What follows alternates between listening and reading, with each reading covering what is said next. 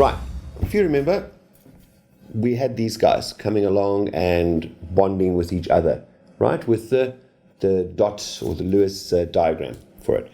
Now, let's have a look. How do we structure these things when we're writing it, right? Let's take, for example, CO2, okay, carbon dioxide. Okay, we'll look at carbon dioxide. What have we got? First of all, we say, right, carbon and oxygen. We put in the middle, we put traditionally the least electronegative one, okay?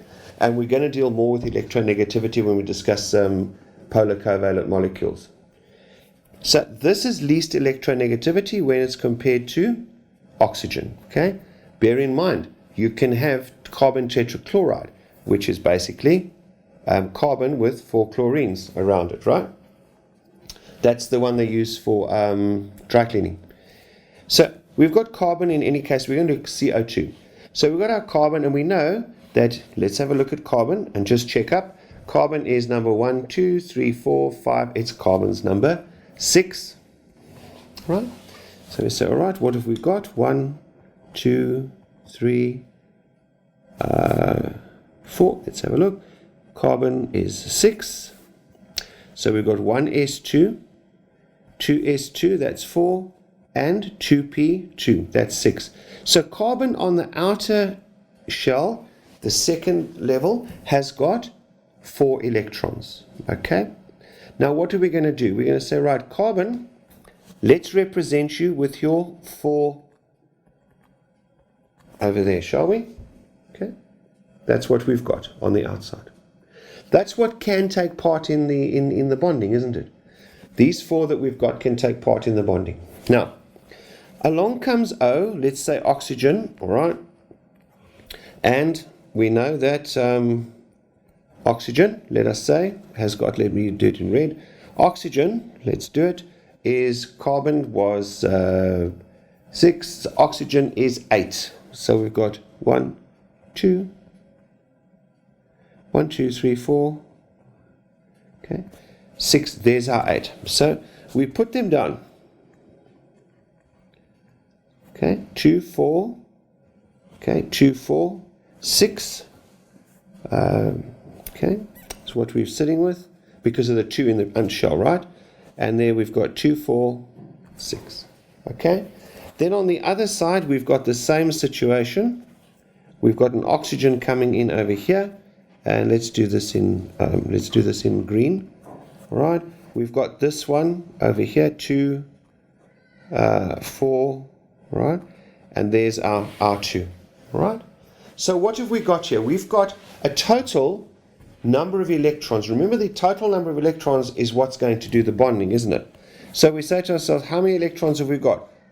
Here we've got 2, 4, 6 times this 12 plus 4. So we've got a total of 16 electrons, right?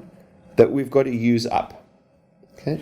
Now, what is going to happen here? Well, however this works, we're going to see, you can see here, there is a possibility that we can do that. Let me just change it to blue. That's going to do that.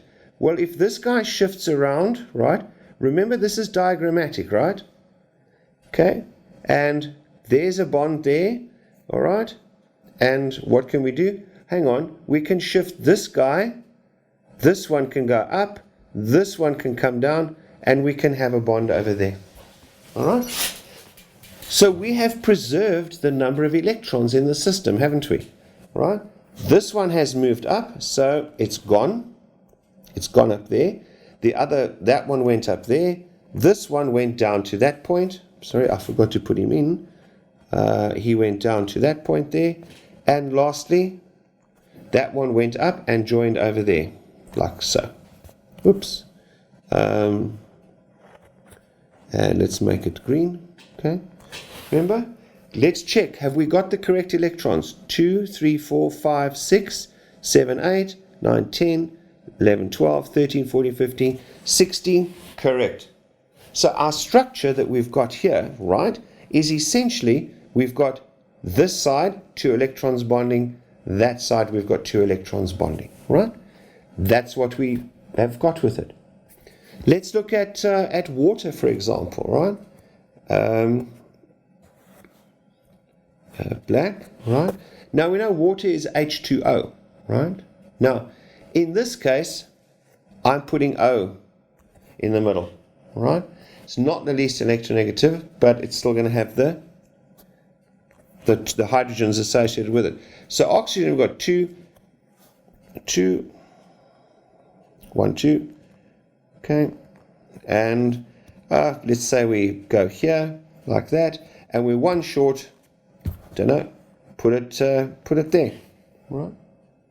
At this point, we say, right, hydrogen comes along. Now, hydrogen comes in here. Okay, well, no, let's just keep it the same as the other. Hydrogen can come in like that, all right? And it can bond, that can fit into that.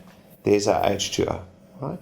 It's not looking the same as the CO2. It looks a bit different, all right? But we'll get to how these things are going to align themselves in a few moments. Okay, let's take another one. Okay, here we go. Let's take SO2. All right. Now, S is the least electronegative. Just remember, hydrogen can only have 2. Huh? Hydrogen cannot have more than 2 because it's got no more spaces. The only thing hydrogen's got, it's only got an 1 level, so it's only an S. So it can only accommodate 2 electrons in there, like that. Okay? It can never have more than those 2 around it. Right? So we've got sulfur. Okay?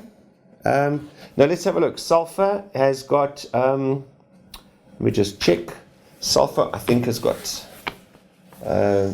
yep, it's got 2, 4, it's got 6 as well, right? So sulfur's got 6, it's like oxygen. So let's put our sulfur in 2, okay, it's like that, isn't it? Now along comes oxygen over here and oxygen over here. Okay, let's have a look. Oxygen, remember, 2, 4, 5, 6, and let's go the other side. 1, 2, 3, 4, 5, and 6. Now let's count. We've got 6. So the total number of electrons that can bond, okay, is going to be equal to 18. That's the maximum that can bond. Okay, we can't bring more electrons and we don't take them away because they haven't gone anywhere. So they've got to be part of this bond, right? So we've got here, we've got our 2, remember? We've got our 2 oxygens over here like that, and we've got this sulfur, and they're going to bond somehow like that, right? The sulfur is going to sit in there. Just for the moment, we pretend it's there with the 2 oxygens on the outside. Okay? I should probably use oxygen as green because it's more organic, isn't it? Let's see. How are we going to do this? Well, what have we got? We've got to move some electrons around, haven't we? Okay? We've got to still have 18 at the end because we can't add in electrons. Right? So what do we do? So, right, let's just say, okay, let's do some moving around here, all right? For example, we can say, okay, this electron, okay, there and that one can share, and this one and that one can share, can't they? So this guy can move around to there, and there we've got in this case, a 2 electron on that side bond, right? Let's just take that one away so that we don't lose count. Can you see we've got those 2? Now we've got to bond these over here, right? Okay. So we now say, but hold on. We've got to make sure that we've got the same number of electrons. So what happens here then? Okay, is that we're going to be bonding those guys there, right? So we now, in our system, all right, we've got that guy 2, 4, 5, 6 is bonded, okay? So we've got those 2 over there that have bonded there. So we've got those 2, 2, 4, 5, 6, 2, 4, 5, okay? And now the electron that was here, 2, 4, 5, this electron over here, sorry, my bad, I didn't have him in, okay? Okay, 2, okay, remember there's 2 there, 4, 5, 6. This electron, okay, is now going to okay, bond with that guy there, isn't it? Right? So let's just pretend we look at it like that. All right? And you can see that what have we got? All right? We've got a situation where we've got 2, 4, 6, 8, 10, 12, 14, 16, 18 electrons. Okay? We've bonded everybody that needs to be bonded. Okay? In our schedule, in our structure, rather, let's put it that way. Okay? So, everybody's got a bond in that system. Similarly, we could bond SO3, right? But now, what is this actually telling us? Well, it's showing us that the electrons, as they sort of get together, all right, they form a sharing of electrons. That introduces the covalency, right? Covalent, it's sharing. Now, the concept of electronegativity, if you look on your periodic tables, you'll see that there's an electronegativity number that's assigned. Fluorine is 4. Okay? Now, what does that mean? It means that the higher that number, the greater that atom is going to pull electrons to it. Right? We've also heard the term ion. Right? What is an ion? Well, an ion, let's take, for example, I don't know, let's take sodium and fluorine. Okay? They are ionic. Sodium chloride is ionic. But I want to take, or let's take lithium fluoride. It's much easier to do because lithium is 1, 2, it's number 3. So let's have a look at number 3 and see what it does. Okay? Lithium looks like this, right? 1s2, 2s1. So there we've got 1 electron sitting in our area. Now we know that it's a metal. Metals they want to give away, don't they? Their valency is plus. In this case, it's a +1, so it wants to give an electron away. Along comes fluorine, and fluorine we know was 9. So we say, right, it's going to be 1s2, 2s2, and 2p5, right? So over here, if I look at these guys, right, just looking at the p, we've got 1, 2, 3, 4, we've got 5, which means that we've got an opening. There's a hole over there for that. Right? What actually happens in an ionic bond is that the electron, the lithium, remember, it wants to go down to a noble gas structure, so it wants to lose the electrons, doesn't it? So it gives that electron away. Now remember, in the beginning with lithium, what did we have, right? It was number 1, 2, 3. So we had 3 plus and 3 electrons floating around the outside. What did that mean? It meant that the little atom itself was not charged. Number of electrons equals number of protons. Now what happens is this electron over here goes and joins in over there. All right? So what are we left with here? We've all of a sudden moved. We've still got our 3 protons because they don't. And we've got 2 electrons. So what's our net charge? Go back to our spheres. When we touch them, the charges. Here we've got what left? We've got +1, haven't we? It is a charged particle. It's a +1. It's an electron short. It's given it away to form the fluorine. But let's have a look what's happened to fluorine. Fluorine has now, it had originally 9 protons, 9 positives, and 9 electrons, didn't it? Okay. Now what's it got? It's still got 9 protons, but it's got 10 electrons, which means it's got a charge of -1. So essentially there's a point, right, where the one atom has removed totally the electron from the other one, and that's formed an ionic bond. Okay? They are bonded together, but when they go into solution, we find a charged particle called an ion that sits there.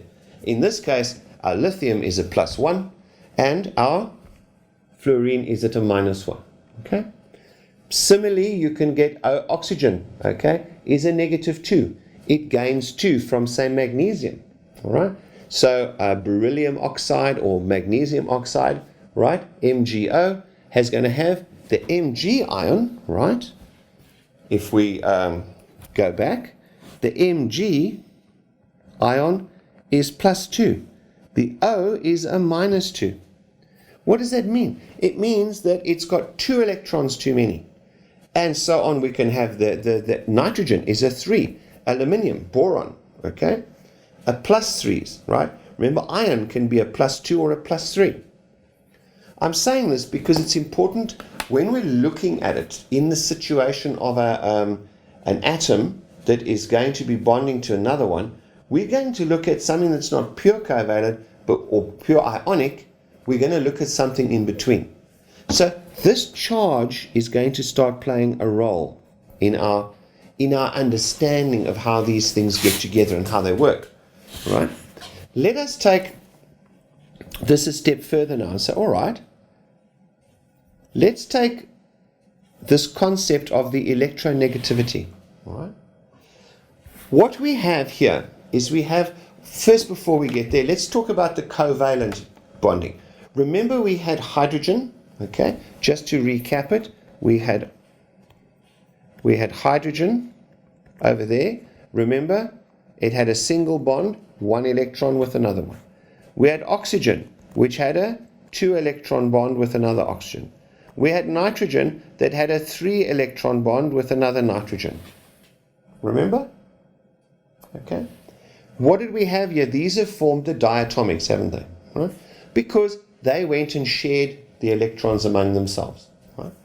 Now, if you look at the difference in electronegativity, which is the number on your periodic table in the top right, okay, you will see there that on that number, if you take the 2 atoms together, hydrogen and oxygen, nitrogen, and you subtract the electronegativities, in other words, we find what is known as delta electronegativity, all right, or delta En, right, you will see it is 0. What is that saying to us? It is actually saying to us that at the end of the day, what have we got here? We have got the electrons, okay, that are going between here, and they are being shared out equally between the 2. Okay? No, the shapes I'm making are not relevant at all.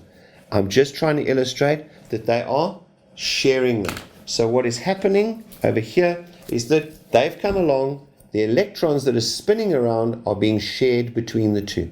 Right? Equally shared. That's the critical part here. So what does it mean? It means that at any point in time, the electron is floating around that surface, spinning around like that, or however that shape looks. It's not important to us, but what it's doing is it's sitting on that surface, and it's all balanced out with positives and negatives, okay? There's no one core or one atom that's got more than its fair share of electron time, okay? They're evenly spaced. Now let's take it to the other extreme, which was the ion, where the electron was hups. It was taken away completely, wasn't it? So when the electron gets taken away, right, we end up with a positive and a negative situation. Now what happens there? Well, there we've got electron is no longer shared. Electron has gone. So we've got to now look between the 2 situations, right? That's going to be the next section where we start talking about the polar covalent, which is covalent sharing but unequal sharing of electron time. Somebody owns the electron and gets more electron time than someone else. That's what we're going to look at in the next section.